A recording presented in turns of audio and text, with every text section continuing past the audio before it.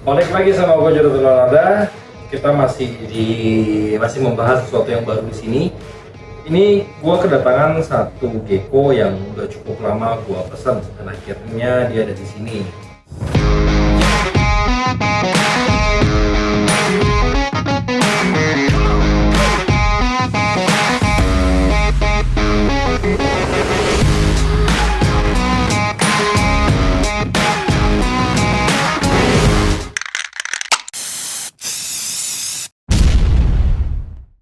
Ini kalau di Kalau di nama umumnya adalah cicak berkepala kuning atau yellow-headed gecko. Nah, yellow-headed gecko ini salah satu peliharaan yang gue suka banget. Kalau ngeliat dari komposisi warnanya nih, coba gue buka ya. Nih.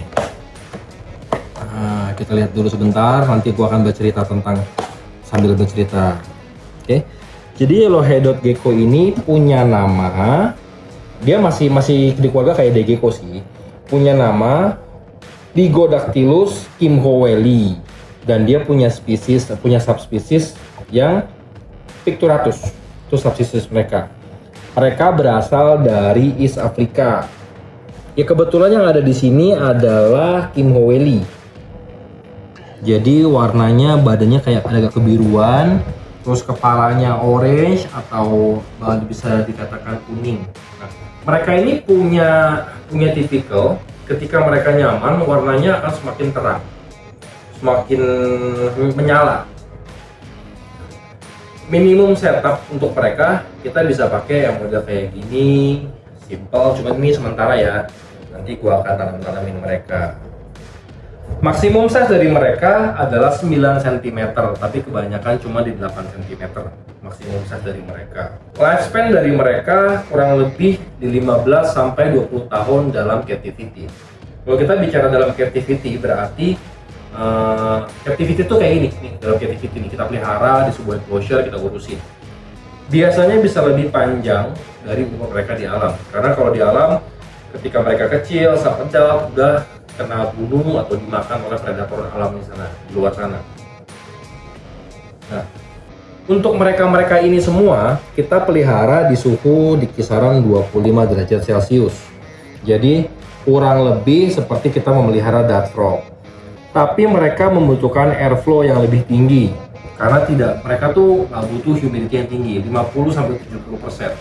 Jadi kalau melihara mereka nih, misalkan kita taruh di sini, kita cukup spray mereka satu hari 2 kali. Pagi sekali, malam sekali, cukup. Pakan dari mereka bisa dikasih pinhead, anak-anak jagri kecil, atau ulet kandang, atau fruit fly. Kalau gue di sini kebetulan pakai fruit fly. Dan dusting calcium with D3 adalah wajib untuk mereka ini. Mungkin di industri exotic pet di Indonesia jarang melihat spesies-spesies seperti ini.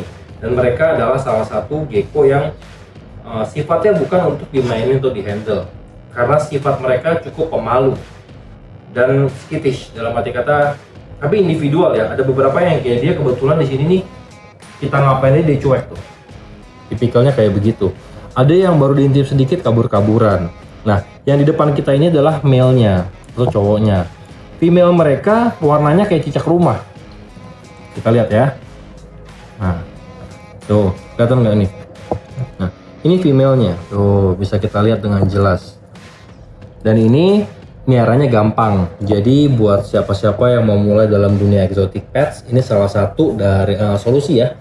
Salah satu solusi binatang yang bisa kita pelihara di sini. Karena nggak ngabisin banyak waktu, banyak tempat, atau banyak usaha untuk melihara mereka. Mereka kayak gini pun bisa, cuman highly recommended. Kita rekomendasikan kalau mau pelihara mereka dalam bioactive enclosure.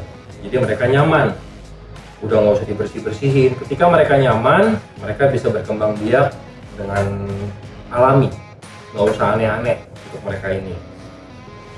Gua rasa itu yang sedikit banyak gua bisa cerita tentang spesies yellowhead gecko ada di sini. Nanti kita lihat lagi ada apa sih sebenarnya. Kebetulan gue nggak punya spesies yang satunya lagi, jadi saya kimhowelli yang di sini.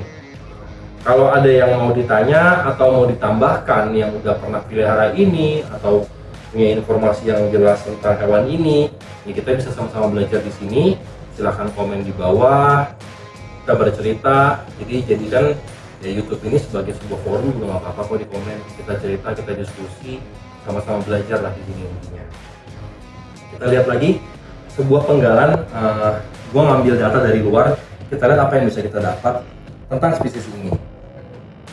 Nah, kalau menurut sourcingnya dari luar ya, mereka ini mereka memerlukan source UVB, cuman yang low intensity. Jadi dia nggak perlu yang bener-bener sampai bener-bener kayak bearded dragon atau iguana yang intensitas tinggi, mereka nggak perlu gitu. Dan ternyata di luar udah banyak yang pelihara ini dan mereka bisa bonding sama kitanya nih. Kalau kita banyak mau meluangkan waktu untuk berada di sekitar mereka. Yang seperti gue bilang, binatang ini bukan banyak di-handle, mereka percaya, tapi gimana kita membuat sebuah connection atau hubungan dengan mereka. Ketika mereka percaya, kita melakukan sebuah rutinitas, dan mereka udah berpikir, oh dia tuh bukan ancaman, dia tuh cuma kesini ngasih makan, kita adalah teman. Nah, ketika trust building ini udah berjalan dan mereka percaya sama kita bisa menghandle mereka, walaupun nggak dipegang, mungkin mereka mau jalan ke tangan. Gitu. Gua rasa cukup hari ini tentang sharing spesies ini ya, Yellowhead Gecko. Nanti kita belajar lagi sama-sama. Terima kasih buat semua supportnya selama ini. Video kita juga terus makin berkembang, viewernya makin banyak. Yang belum subscribe tolong di subscribe, di follow, di komen, di like, biar mudah-mudahan kita bisa terus berkembang. Sampai ketemu lagi di video berikutnya. Salam.